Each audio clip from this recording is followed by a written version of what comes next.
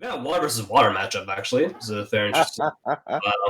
So I love the mirror matchup as is, and that's something to know in MetaZoo. That's very one of my favorite parts about the game personally. Is that you can express your skill and your personality in in a deck differently than another person can. Like just because they're both playing water doesn't mean it's the same deck, right? The choice of cards that they have, right? What they choose, and for their main deck and their side deck, right, can vary a lot and shows the kind of player they are. So I'm curious to see this water matchup here, and this matchup here, this Frost and Lightning player, both have very good starting hands. They have hands that can do. They have things that can do early game, right? I think the Lightning player has a slightly better hand just because of the bookmark. Agree.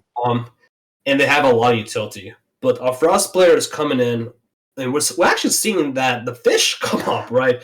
The Liliana Lake Monster, very potent beastie from Nightfall. And from what I've seen in the community, people seem to like this card a lot. So it's going to be interesting seeing what happens with the fish, right? There's a lot to like about that little fish. Definitely, if you have played our game, combat is a very just one of the core components of our game really at the moment, and that ability to just end combat basically right after it damages, it can really come in handy. In addition, it comes in with fleet. Um, there's another one of those cards in the field, so definitely card to look out for. And as Kevin has mentioned, it has been used and it has been appearing a lot, both casually and in our tournaments. So Yep. exciting to see how that goes against the Lightning deck.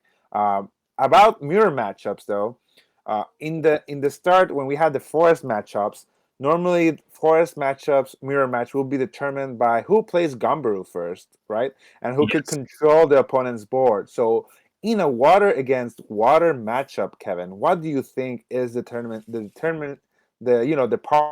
power move to play to do that might just give you the game in a mirror water matchup? That is a fantastic question, honestly. I think honestly it comes down to who gets aura first, who gets enough aura to do what they want to do first, right?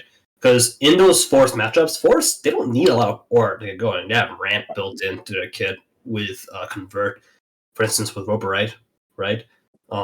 And the beasties are lower cost. Water is not the same. Water is going to run a lot more mid-range beasties like Frogman, Wallowa Lake Station, maybe even Lakeworth Monster or a Bloody Bones, right?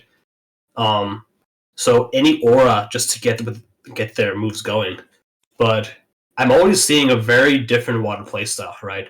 We're seeing to the right of us, it looks like they're playing what players are calling Loveland Control, where they're running a lot of potions just off what they have in their hand, running Smoke of Spirits and Lightning the Bottle. And play is beginning here, so very nice. And our player to our left is running more of a traditional Nightfall water deck, seems like, where they're running good amount of aura, stable amount, maybe 12 aura to deck, 13 aura, right? And then some mid-range beasties, right? Water Baby, Chessie. But yeah, we both got both players mirroring Water Baby here. I guess since we're running this table, let's watch the mirror matchup for now. They are really playing up that mirror matchup. They're playing the same cards. We'll see what happens. But definitely with water, I do think that maybe the person that has Frogman with Lightning in a Bottle and the Smoky Spirits might potentially have the best setup, because you'll be able to really deal with your opponent's beasties.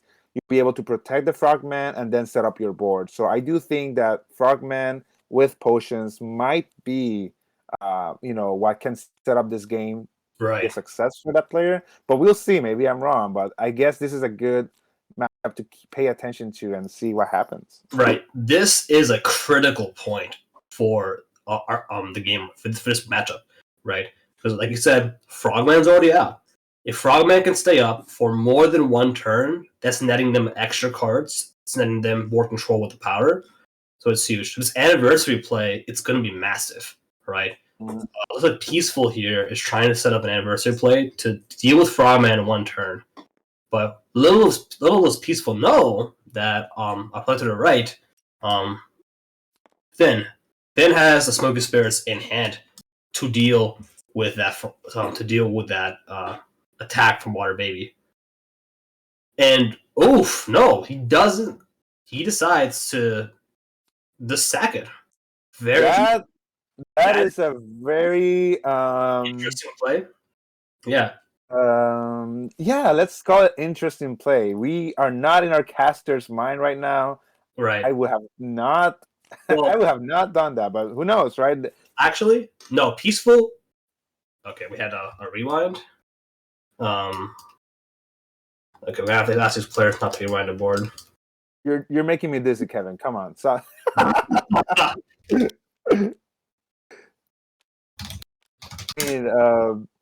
letting go of that frogman, interesting. Right. That turns my whole prediction on its head, right? I was saying frogman was the key. It does. Well, that was actually there was no way. That was actually an amazing play from Peaceful, and here's why, right? So we had Frogman. There was no way for the Frogman to survive that, because even if the Smoky Spirits came out, it would have only stopped one attack because Water Baby was on the field, right? It was on the arena, and all Peaceful had to do right, yeah, lighting a bottle. So that was Peaceful. In a chess term, that was like a pin right there. Peaceful had him pinned down the moment that Water Baby came out.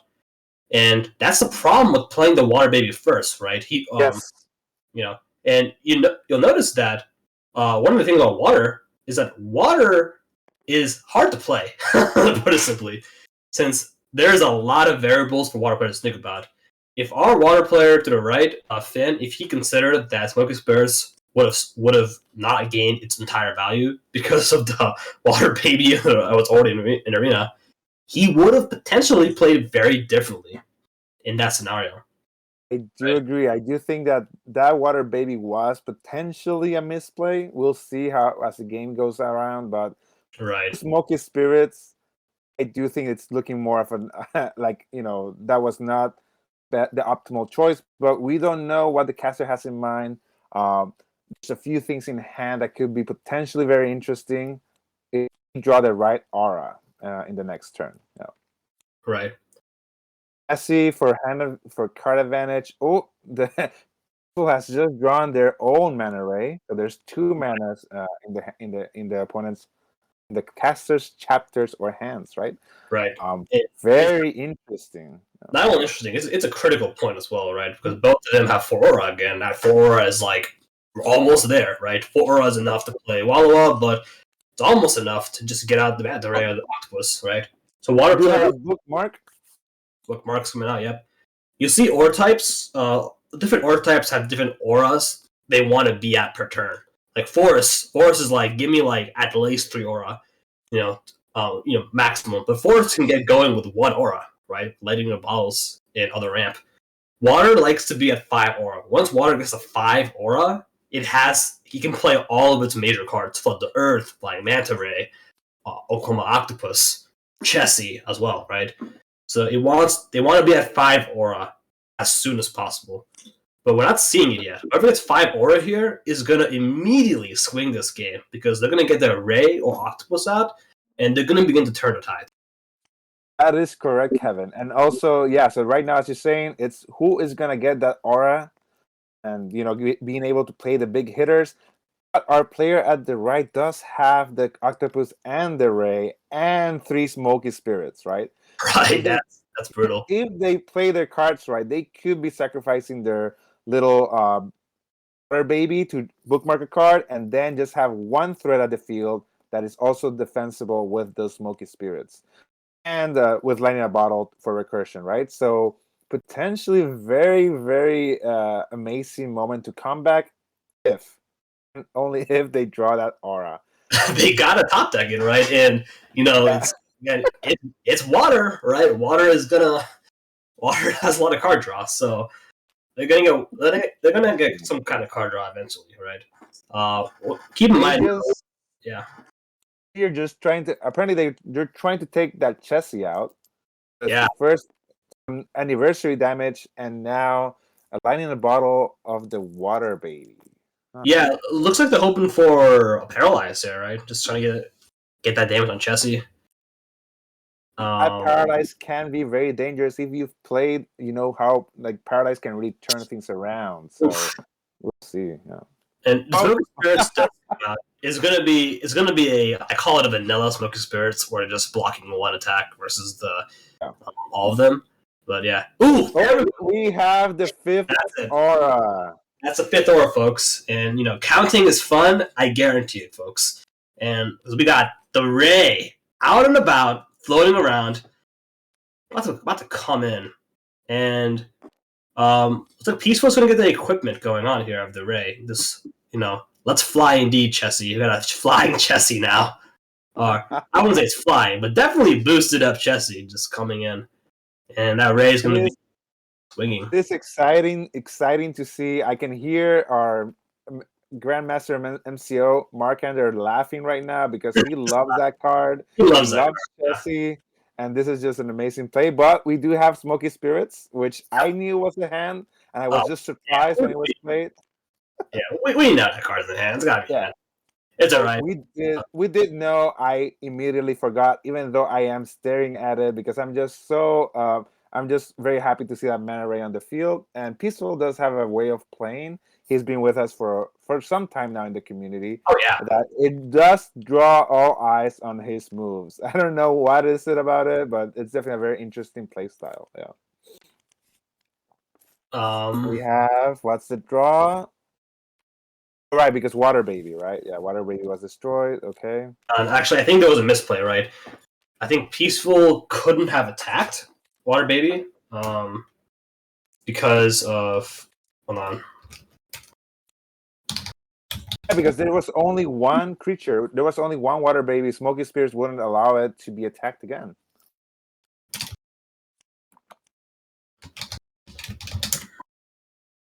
Yeah, we need to keep note of that. So it looks like there was a misplay because only Water Baby was out. Smoky Spirits would have not allowed Peazful to attack Water Baby at all that turn. Well, we'll get our MCO Elliot to check this out and make the call on what needs to happen now.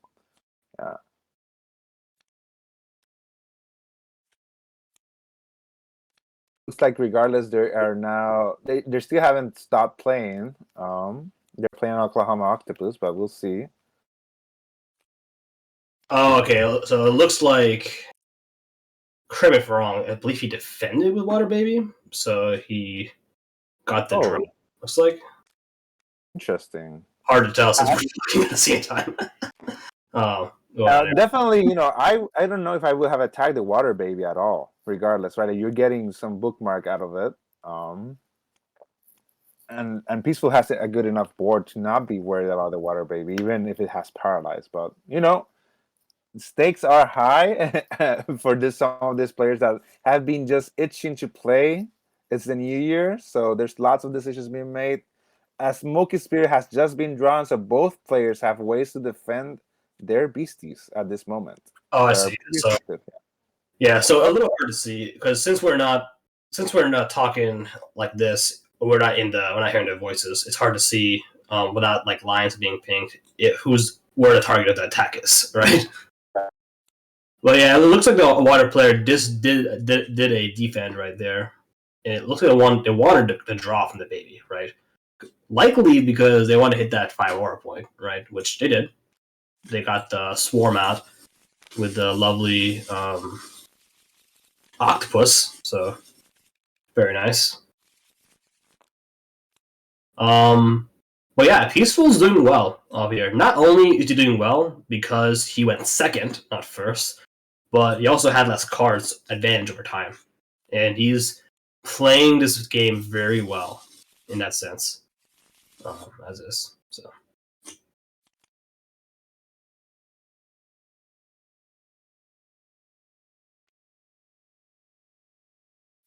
But again, card advantage is huge in any card game.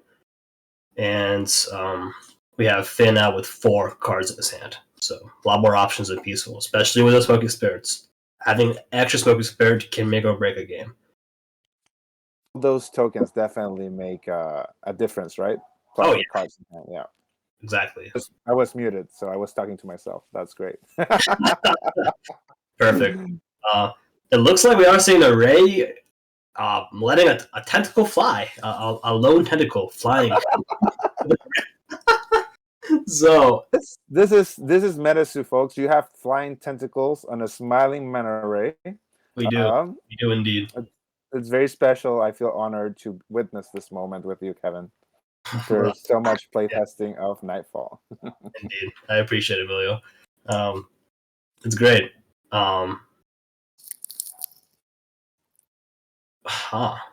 Okay, so it looks like it's still Finn's turn. So what is he gonna attack? That is a question. He looks like he's hitting 80 direct.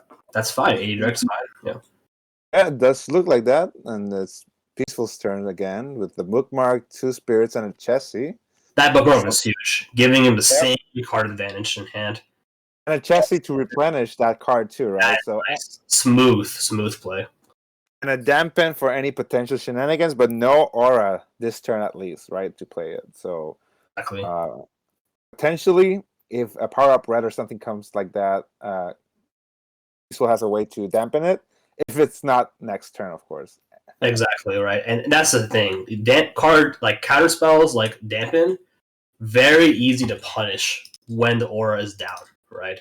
You know, water has windows of opportunity to be exploited, right? You can exploit water when they have the aura down. And we've seen that time and time again by lightning players, you know, playing lightning bolts and other spells where they don't have, the water player doesn't have the aura to dampen, right? Or at least enough aura to dampen, right? I've definitely been there. I've played a bit of water myself. It's definitely, you know, something to always be on the lookout. Exactly. That aura availability. And also, just a reminder for maybe people that are newer to our game, Dampen says it counters any spell. So no beasties, no potions, only spells. So, you know, that is the range of a dampen in our game now. Exactly. They cannot deal with the smoky spirits or lightning in a bottle, even if they had the aura. That's one more aura, and you know, right now, would you play that aura? I mean, when your opponent has chassis, they are getting a boost out of those water auras that you're playing, right? So, I don't know. Exactly. Well, there's only one chassis out, so probably it's okay to play it. Yeah. Just giving them 10 more damage. Yep. And it's very fair to note, right, that the chassis are getting damage not only from not only from the water players, but the other players, right? Yeah, that's why I was just mentioning that, right? Like, yeah, by playing the aura, the Peaceful's opponent has just given that chassis 10 more attack, which could make a difference, right? Right. Could make a difference, and they don't have any bookmarking capability at the moment. Maybe not a needed play, but we'll see. Likely not, right? And I will say, I mean, this is why I thought the tentacle token play was a little questionable, right? Because of that. Giving 50 more, damage to these chassis going on. But you know what? Oh, go ahead. No, go ahead. We're talking about the window opportunities, right? Water tends to be weakest after it plays its bombs like chassis, because that's when the aura's gone, right? And so, if you're playing, lightning, for instance, you can abuse that match. You can abuse that that play, right? That window's right there to use spells. This board state really just gives you a highlight of how powerful the mana ray is, because Chessie could potentially one-hit it, but thanks to flying, Chessie cannot hit that mana ray. So that mana ray is still flying around, smiling, making fun of Chessie. Yeah. As a flying mana ray should, because, it is a very trolly card indeed. In a good way, right? Right. It is smiling and making fun of you. That's that damage that just popped down there? Yeah, so it looks like... So what Peaceful was doing was he's playing it very smart. where he kept the Manta Ray up for Awaken as a defender. Because Peazful knows his Chessies right now are the big guns, right? They're hitting for tons of damage against Finn. And Finn is barely hanging in there. He has Smoky Spirits, but he's not being able to keep it in the game. He's losing tempo right now. So Peazful knows that he can likely tank. He can tank a good amount of tentacle tokens, right? But he can't tank a hit from a Flying Manta Ray. So he's going to keep his Ray up in retaliation as a defender. So Finn attacking to Ray, to Peazful's Ray, dealing 80 damage, and they're just, after that skirmish, they're just on the edge of both being destroyed. So this is very impactful, right? It's arguably you could argue it's a bigger loss to Finn for doing that play because his board state, total LP wise, his board state's more volatile since those tentacle tokens could be easily destroyed. If Peazful wants, he can just throw his beasties and just kill 3 tentacle tokens per turn, right? But right now, Peazful is getting more value from directly going into Finn's face because those chesses are hitting for a ton of damage, each of them. That chessie is scary right now, especially in the mirror matchup for sure. Yeah, huge scary. And this game would be a lot different if at least one caster had a river out, right? Oh yeah. And Finn is going hard right now. He just threw in 5 tentacle tokens to deal damage to the undamaged chessie, right? Trying to just get some advantage. Water doesn't have any recovery LP for beasties. So that damage is likely going to stick unless Peazful took a health potion. But as we've seen right now, most potions tend to be Smoky Spirits or Lighting in a Bottle. So it's... Or the stew, yeah. Or the stew, right, exactly. Or the stew. We've seen stew. So you're going to have to see. But this game looks like it reversed. And this is a good example of a game where even if you're going second, you can still turn to MetaZoo. Going first does not mean you have... you're going to win most of the time, right? Going second can be very impactful. And you can turn a tide with tempo cards like Smoky Spirits and Lighting in a Bottle, and just by playing well, right? Having the right cards in your deck. Yeah, that Lighting in a Bottle might have really turned things around for Peazful as well. With that huge chessie just hitting everything. Oh, yeah. That huge damage. That is a very scary, powerful state right now. Right. Even I guess what we could be looking at is a Flood the Earth potentially if they draw it.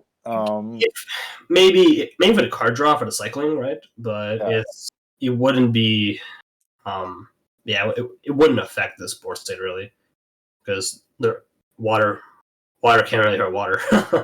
With Flood the Earth. Of course, you're flooding water with water. That won't do anything. I am very forgetful. But yes, definitely putting water into water doesn't do much. My bad. But yes, so definitely harder to figure out a way out right now for Finn. You have any ideas?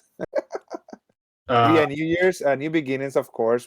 He's gonna get it, but even if he does. There's a dampen, yeah. There's a dampen there. He still has been in a checkmate scenario where even if he does put a pool, Finn doesn't have the card advantage, and we saw some really lovely play on both sides. But I think Peazful this game really highlights his skill as a player, doing the right plays, holding the Manta Ray back as a defender, shows exactly like his critical thought in these games, right?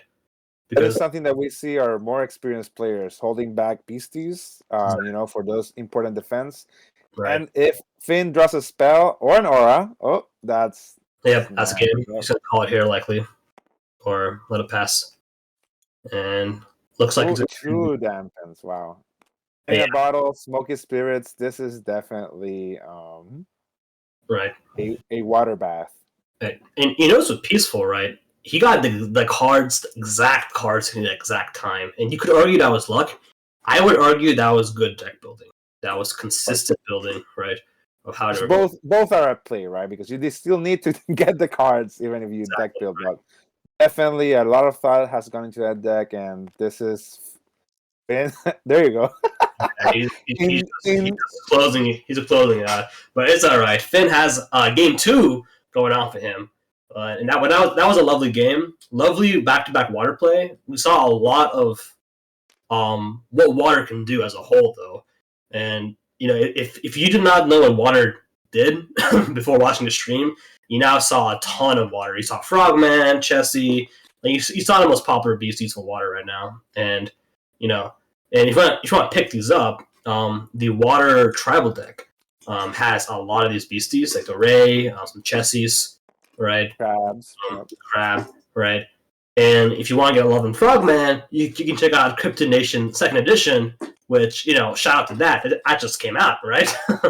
So, Frogman, get yourself a Frogman too.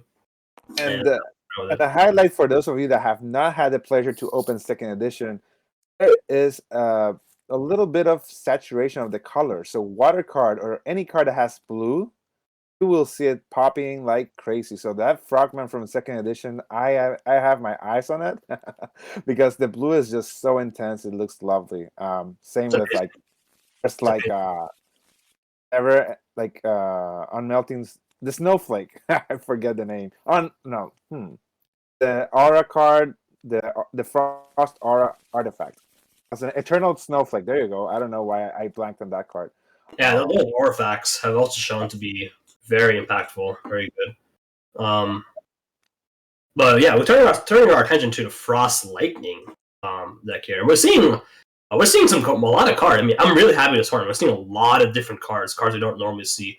Born from the Earth in the hand of the Frost player. Got ourselves also a Boost Aura being used. And can you explain what Boost Aura does, Emilio? That card is pretty interesting. Yeah, Boost Aura only costs 1 Lightning Aura, but you can pay, it's a 25 life, so it enters the field awakened. That means that you can use it right away. It allows you to basically filter your aura when you have a multi-color deck, but also just provides an extra aura, right, as an artifact. So a pretty useful card for dual aura decks, but in this deck, it's just a mono lightning. It looks like, right? Am I missing something? Let's look at vanilla. Yeah, vanilla mono lightning. Yep. So, do you think does this deck list is running maybe ding bells? Like, do we know? We don't. Right? That's a huge board right there. I mean, amazing. Will turn easily, but yeah, this is actually an amazing game to watch right now. We got a lot going on. We got even life throws. We got Alaskan Vortex. So this is going to be crucial and damaging to the Lightning player. Not only clearing off that Quetz with that ping we just saw, but they're probably going to pull back. Looking at his discard pile, his cemetery, likely going to pull back the Icy Path and a Frostbite to get the reset. Alaskan Vortex is similar to like a shotgun, right? In terms of like its playstyle, loading up, shooting, loading up your spells again, getting ready to go next turn. While Lightning player had the board state with all the birds, while Lightning, Thunderbird, Quetzalcoatlus, and it has the Boost Aura to get that ramping damage, which is pretty big. Because looking at the Aura, 3, 5, 7, 10 Aura, with Boost Aura, the Lightning player is getting 50 damage on all the beasties, 100 damage. So, and this is interesting because we haven't seen Boost Aura be relevant in most games, but we're seeing a player right now use it effectively to their advantage. Boost Aura can definitely, turn the tide when used correctly. There are other decks that we may see in our streams that use Boost Aura in a very interesting way. I won't spoil it in case we touch one of those decks use it, but definitely, great throwback art by Victor, I believe, right, on the Boost Aura. Yes. Might remind you of something. Yeah. Maybe there might be a slight allusion to something, but I will let I'll let you guys figure out. You, the public, you figured that out. Yes. Yeah, definitely a very cool card. Keep in mind, if you don't know, this is actually an errata card.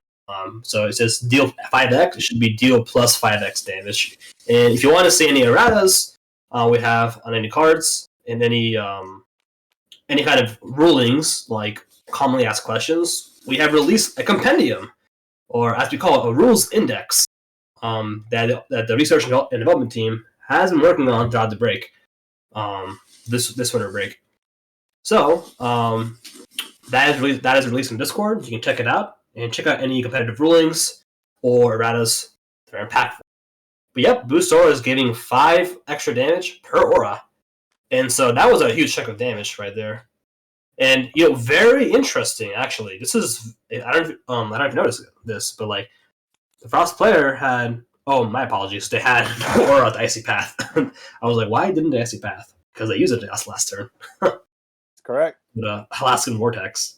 So, Lightning player still has some good tempo, right? He has some good board advantage. And the nice thing about Lightning player is they're doing a lot with so little beasties because they have all that aura and they have the boost aura.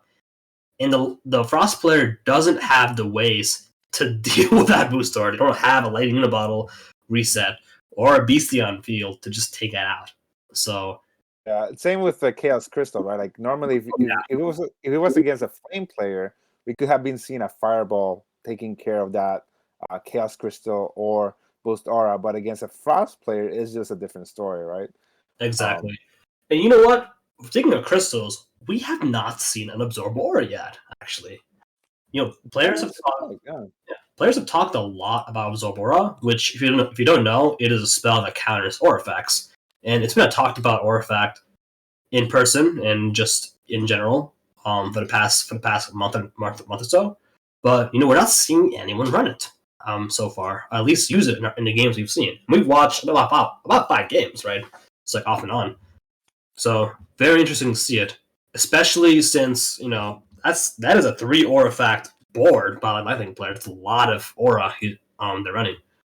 So going over the deck list submitted for the tournament, a lot of people did have Absorb Aura in their side decks only, even though they are main decking aura artifacts that make aura, right? There are artifacts. Right. Definitely, we'll see how things change maybe for future tournaments, but at the moment, we might only be seeing it in the second games, right? After casters have been accessing their side spell books. Right. So interesting here. We do have Born from the Earth on our Frost player's hand. I do think that they are scared that their Lightning player fetches a Lightning Storm potentially, right? So maybe that's why that is still there. Appreciate that some of our players have the pictures of the foil cards. That's cool. Yeah. That is very, very interesting.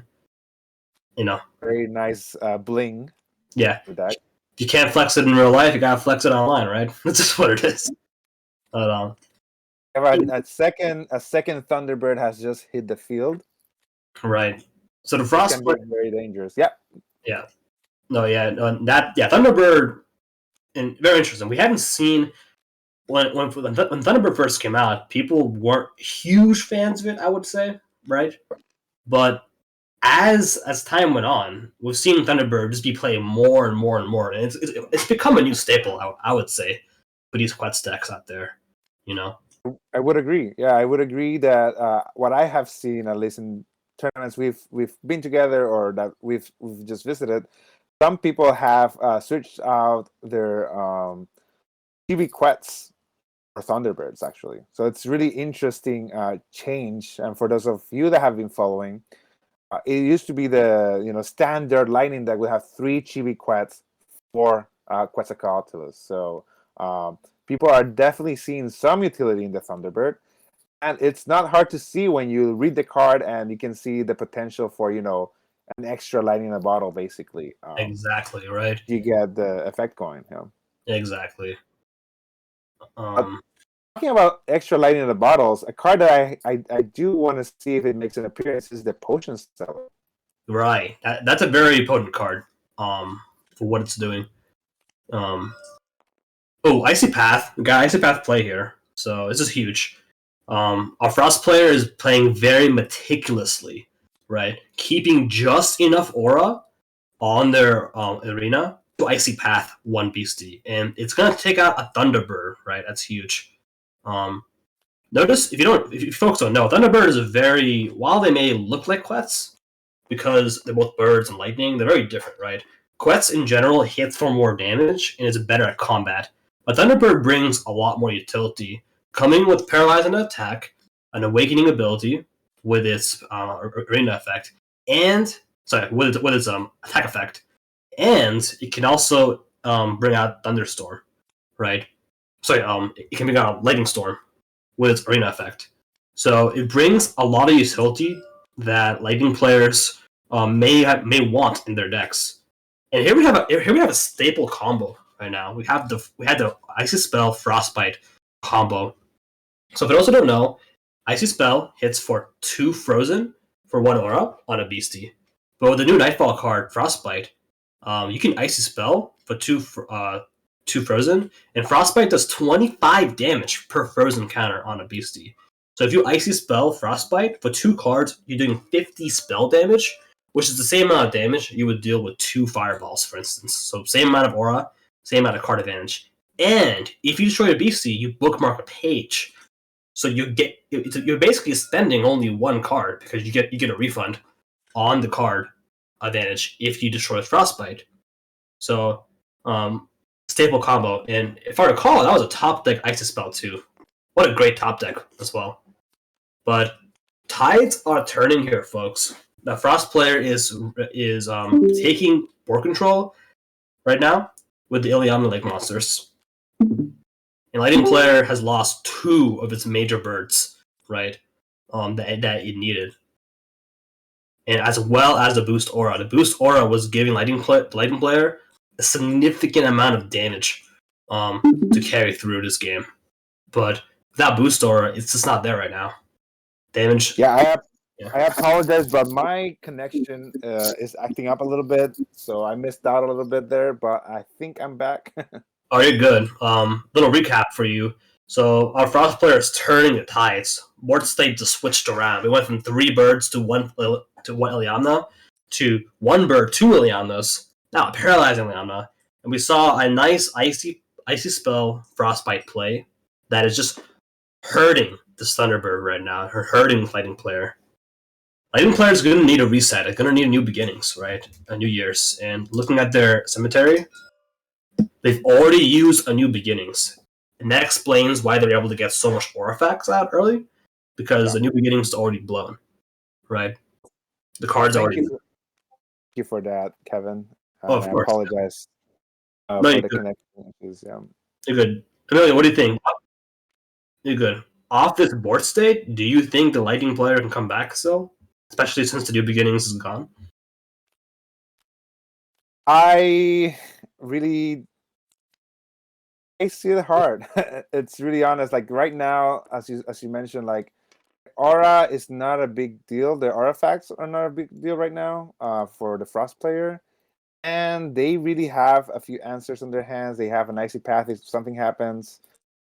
The Wahila is definitely another piece, right? That is gonna set the board there. So right. I don't know. Potentially, what I could see is Quetz. If they keep the aura up, right, a Quetz, but they do not have Lightning Storm out either. Definitely, it's gonna be a hard one here. But maybe a Bookmark and Quetz with Thunderstorm could do something, right? It could, right? But let's check out the limbo real fast.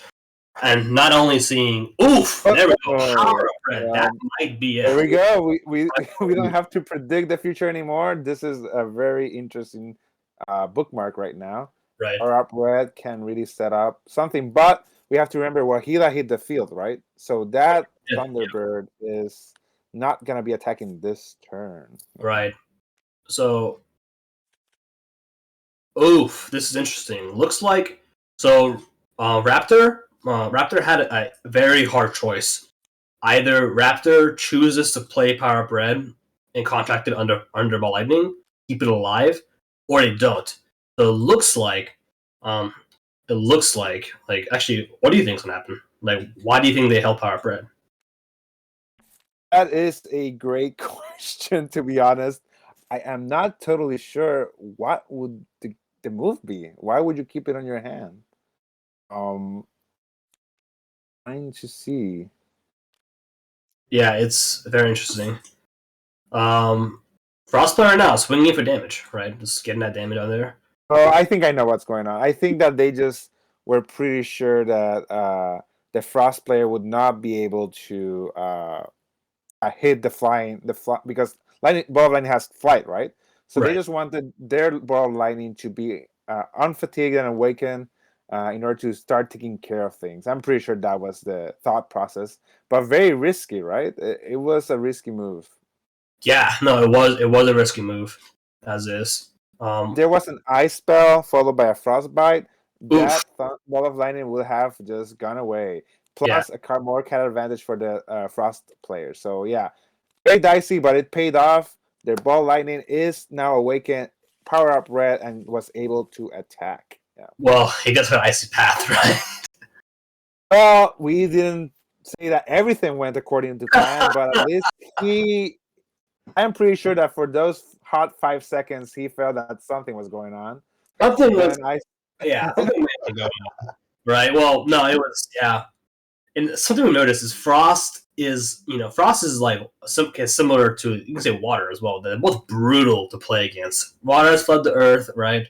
And the crab, Loveland. But Frost, we're seeing just how brutal it can be, right? With how much lockdown Magilla has and Frozen as side effect is, with how much damage and removal it can have with Icy Path and Lapse and Vortex, Recursion with spells. And the beasties as well are very good, right? Ilion the Lake Monster, Wakila, Tizaruk, Qualipollock, Amakuk, right? These are decent mid-range beasties that can really hold their weight in the early game and the late game. So we're seeing, this is some awesome Frost play, and I'm really glad to see it, since I think Frost hasn't been in the spotlight for a long while. It saw some play with Snowsnake in the early tournaments, but in this Nightfall metagame, we're seeing Frost also flourish, as an aura type and holding its own. Oof. Yep. So it looks like we got a scoop. That looks like that was the case. We are seeing cards flying around. That's a game for sure. Lightning was in a pickle there, so understandable scoop, but right. And we are getting a reset here. What is our time right now? Do we have time on a tournament on this round? I think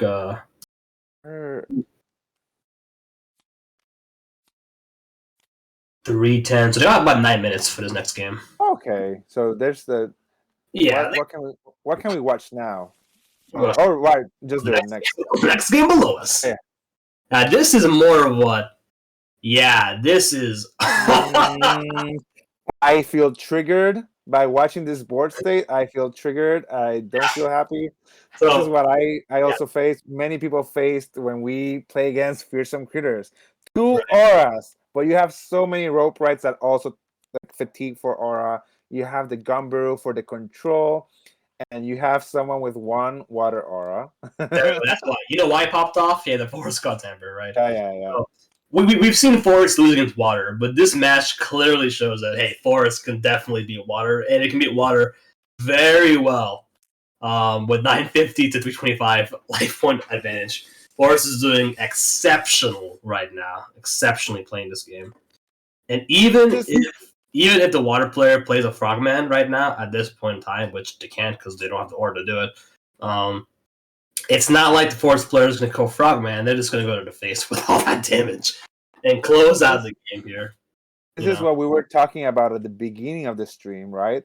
Right. Even though water does have flood the earth, as a Forest player, you will probably play it, try to just hit the face and put your opponent as fast as possible. And right now, water is not looking great because they only have 2 aura out, no aura in hand. No way to bookmark unless the Frogman survives, which they can because they have Smoky Spirits, right? They just use the Smoky Spirits to stop a direct attack, probably from that power-up red rope right. Yeah. No, that's it. Yeah. But would you... I guess... Oh, I'm seeing their life totals now. I guess that makes sense. Oh, almost. I think the math... It's almost... It might be game here after the math in this. That's how scary fearsome critters can be for all of you watching. Right. Well, the learning curve, right? The learning curve of what's it called? Of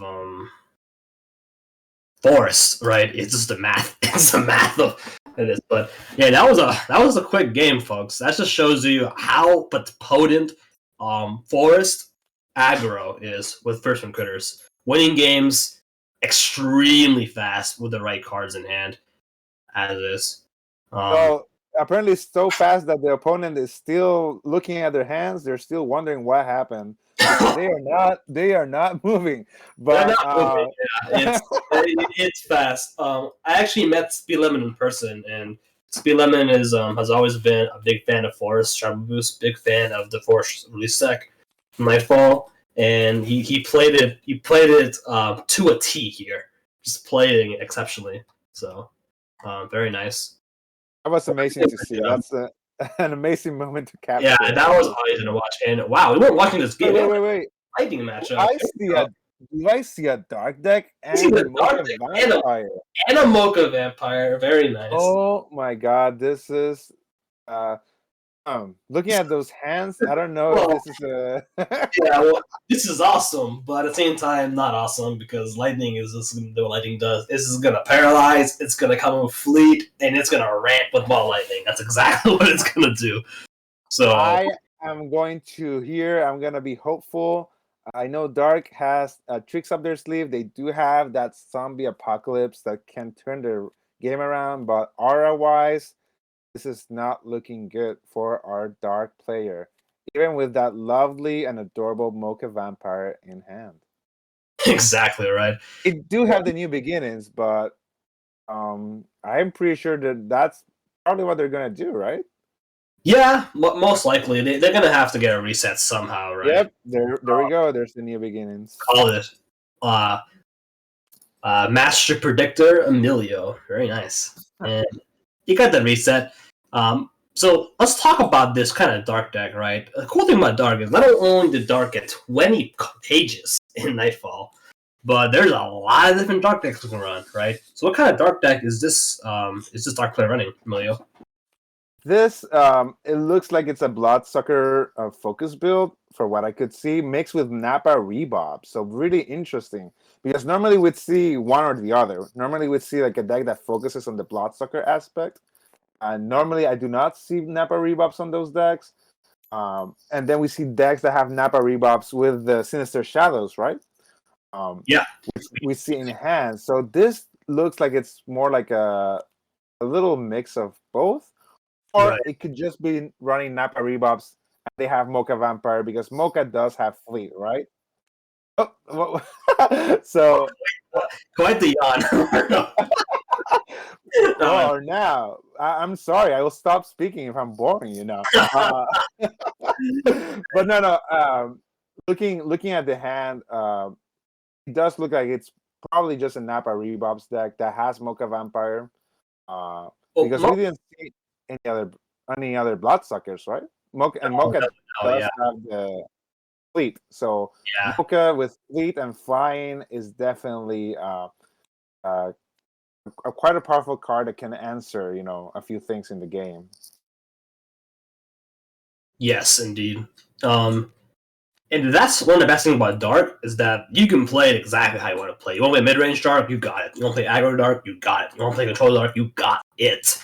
And Dark is a flexible aura type. So many ways to play it.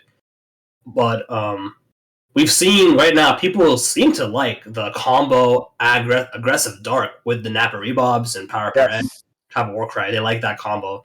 And it can be a high risk, high reward playstyle.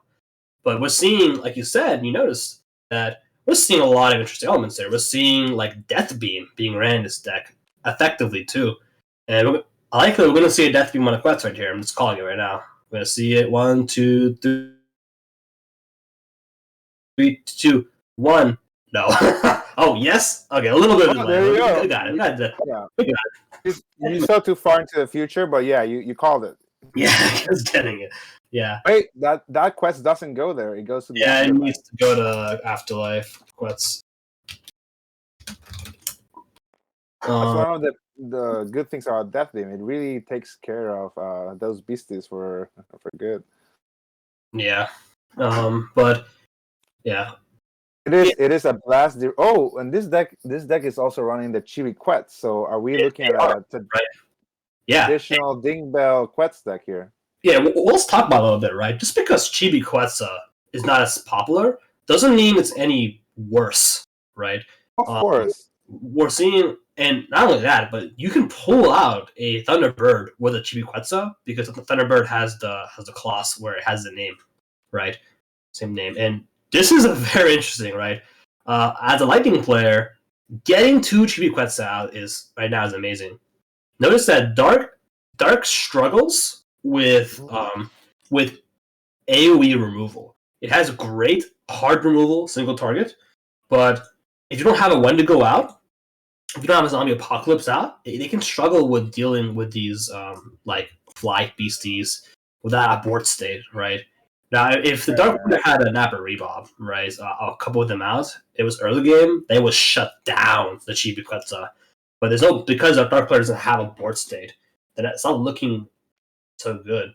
And looks like we had a misclick. We had some Frost player spreading some cards out. You don't see that. It happens to all of us. Yeah, TTS, sometimes this happens, but it's good. It's being handled. And I'm excited to see if our Dark player here... Well, first of all, is the Thunder player going to take out that Ruby?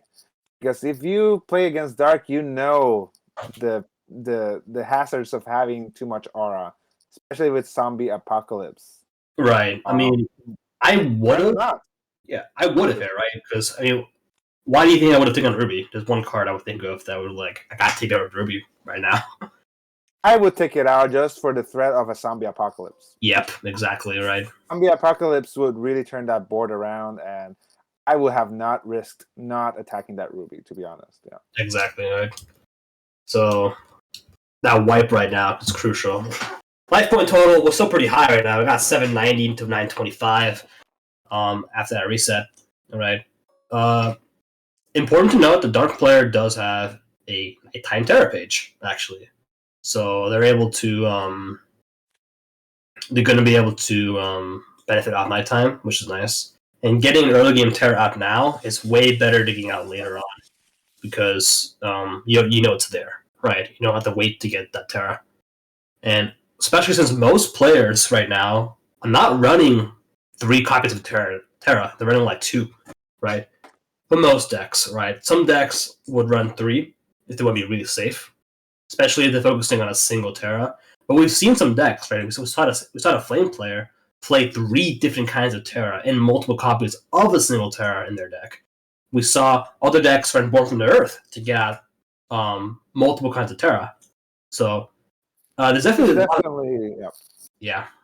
There's definitely a lot of options to do with Terras. We've seen people playing Destroy Terra in their side deck. We haven't seen one played in this tournament. Yeah. We are seeing a power move here. Yeah, that is quite the power.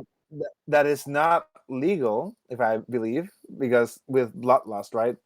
So actually, if they play Bloodlust first and then Power Up Red, right? Okay. So the order has to. Yeah, this is a lot. This is what you want to do with Nappa Rebobs. But there you go. Something is going on. They're taking it back. Yeah, likely. So likely. Yeah, so likely. You can play Bloodlust and Power Up Red in a BC, but Bloodlust has to go first, right? And looks like a warning at least came out from our judge Fajir, floor judge. Thank you, Fajir. And shout out to Fajir, guys. You can put it in the chat. Shout out, thank you, Fajir. He's doing a great job judging this board state. And this thank you to all the staff, all of our amazing judges, floor judges, head judge, assistant judge, and of course Damien Hardy for setting up this event. Damien is our director of organized play. I work with him a lot. Amazing guy, and he set up this thing himself. The organizing, of course. Definitely, yeah. Yep, and of course, all of them. Wow. And Arno is amazing. I love Arno. And Arna, who's hosting the stream, we have also moderators who are right now helping you in the stream and yes, answering your questions, such as Mario and other moderators that you're used to in our Discord server. yes. Thank you, everyone, for working on the first day of the year on First, this amazing tournament with those shiny NFT prices. indeed, Which and are looking nice. And most people too, I don't know if people notice, but shout out to Andy for making the posters, NFTs, and working with Mike, of course, to get those set up. And of course, thank you to Mike for making the game. This is an amazing game, of course. And before I worked for MetaZoo, I love MetaZoo a lot. My favorite company I've worked for of all time, by far. But before I worked with MetaZoo, I was a fan, and I've always loved the game. And now I love making the game, which is huge. So, it's great. It is something that we're seeing MetaZoo succeed in incorporating community feedback and also, of course, key community members to their staff with time as the company grows. So we are seeing the community grow, but we're seeing the company grow together, and it's exciting to be part of that. Personally, yourself and all the other MCOs and staff that we have, and just it's amazing to have so many people watching and learning about the game, because it is truly a game that has restarted or rekindled a lot of the people of personally, a lot of people that I know, like, our interest in card games in general, right? Because it brings something special. Kevin and myself can tell you, when we are down at conferences, you could have new players just learning how to play with a structured deck or release decks. They have no idea what's going on, but they are excited to play, because that's how exciting MetaZoo game is. There's a lot to learn and a lot to play and customize your decks. Right now, we're witnessing quite the bashing here by the Thunder player has Metalman out. There's a Dingbell out. There's a lot going on right now in that board state. Oh yeah, there's a lot, and yeah, this is a very tough game to come out as a Dark player. So here's the thing: Dark can definitely beat Lightning, right? Oh yeah, but definitely. They would have to run easily beat Lightning, right? But they would have to have run more of a mid-range control Dark deck than this combo aggressive deck to try to run right now, because they're very clearly trying to run. Our players trying to run a lot of boost cards like Power of Red, Bloodlust, Tribal Warcry, Central Shadows, right, to give a lot of damage, a lot of tempo, but they weren't able to get that lead early on, and it's very clear that they're falling behind right now. Not only that, but also our Thunder player is not Lightning player is not really potentially letting our Dark player get away with a few things by letting that Ruby out.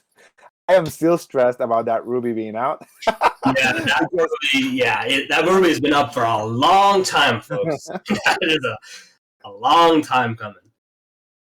It's interesting, right? Because if the Ruby wasn't there, he couldn't have played Napa Rewops with that Power Up Red, for example, in the same turn, like he just did. So there's a lot of benefits, but we'll see. If a Zombie Apocalypse is top deck, I will be smiling right now, but we'll see. Yes. So I don't know if you guys know, but we've had end of time procedure already in the game. So I think to close the game here, I think it's surrender. Yeah, let's do a forfeit. What's the next card? I have to know. What was the next card? If it was a Zombie Apocalypse, I would be really... Was a Death Beam. Death Beam, okay. Yeah. Oh, wow. Apocalypse was in the bottom deck, yeah. It happens. Definitely happens. But no, that was an amazing sight to see. Yeah, so if the Dark player was running enough control, like Death Beam, and so it would have been an easy game, but it wasn't the kind of deck to run. And that's the thing about Lightning. Lightning is arguably the quintessential mid-range deck of MetaZoo. You can play aggressively if it gets ahead with crystals. You can play control if it gets behind. But it's very much in the middle and has shown to be one of the most flexible decks in the metagame right now. Time and time again. Time and time. It was still good to see Dark. I didn't see Mocha hit the field, but It was there. I saw it, and I'm happy. As Kevin said, this is just one of the matchups. There's still more. It's a Swiss tournament, right? Exactly right. We'll see what's going on, and we Right. don't know how that first game went for that dark deck. We don't know. We don't know, right? We don't, right? Exactly. But it's important to bring up as well that our player base is getting better. We're seeing better players, better deck builders, and better decks as well. And that means, this is why we're seeing cards like decks like Frost beginning to win out, right? We're seeing Frost be Lightning, right? Lightning has been a king deck for a while, but we're seeing Frost take over a little bit, and perform very well actually, right, in these decks. And Force making a little bit of a comeback, a little bit of a renaissance back to its glory days. It's not like Forest got weaker, right? We saw Forest, Gummer, we don't ban cards to MetaZoo, right? We don't restrict cards in any sense.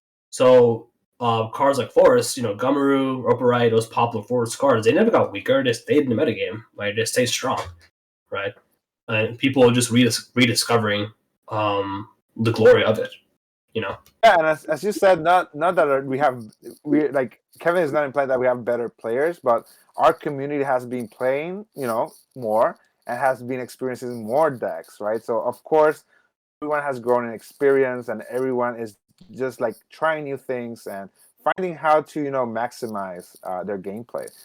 Of course, in addition to new players, we've seen players that come from competitive backgrounds in other card games are bringing their perspective into MetaZoo and bringing up some very interesting decks. Very exciting time, to be part of MetaZoo. Once again, thanks for all the staff, all the MCOs, and all of you watching, right? This stream and being part of MetaZoo history with our first tournament with this NFT prices. And just as Kevin is highlighting, and I'm trying to highlight all the diversity of decks that we're seeing in this tournament. Mm-hmm. And remember that we're only seeing 4 or 3 games, well, 3 games at a time, and there is 20-something games happening in the tournament, right? So we're not able to see all the diversity of decks that are being played, and it's exciting. It's exciting to see. We have about 26 tables going on, so we're only seeing a fraction, right, at a time of these tables. But even that fraction is very nice to watch, right, as a whole.